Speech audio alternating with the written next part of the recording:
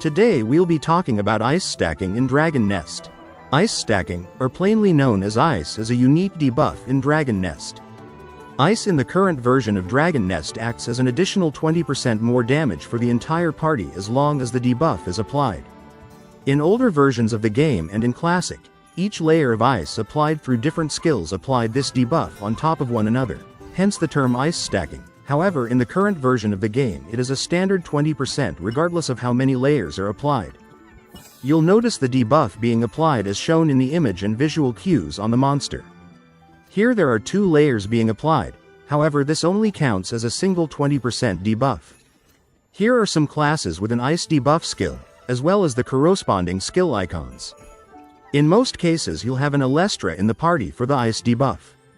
Why Alestra? We need to first understand some mechanics involving the ice debuff.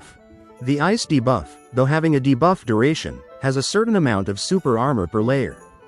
This means that after hitting a certain threshold, your ice will break even before the debuff duration ends. Here's an example of ice breaking. You'll notice that it broke even before its duration expired.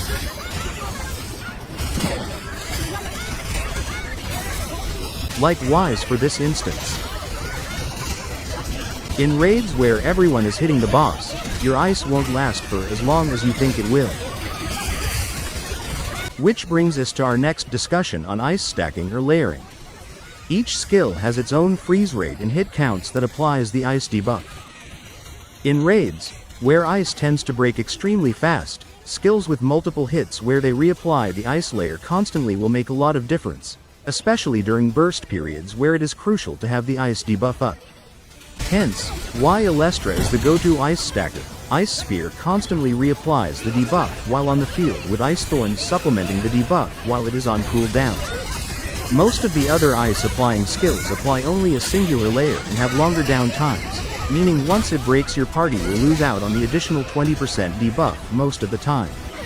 Alestra is currently the class that, though not constantly, can keep ice on the longest, with skilled Alestras being able to effectively cycle ice better for their parties. Though there are some important limitations to take note of. Ice is not constant, it breaks even before the duration ends, especially in raids. It does not have a 24/7 uptime. It is a 20% additional debuff for the entire party, which is a huge difference in 4-man circumstances, however is slightly less effective in raids due to early breakage. When party building you can consider other options to raise the overall party DPS, options like Luster or another high output DPS. Regardless, Ice is still a very good DPS increasing unique debuff, and Alestra is also a class with decent DPS output. And proficient Alestra pilots will definitely make a big difference in terms of keeping the ice up, though your mileage may vary. That concludes this video. Thanks for watching. Happy gaming.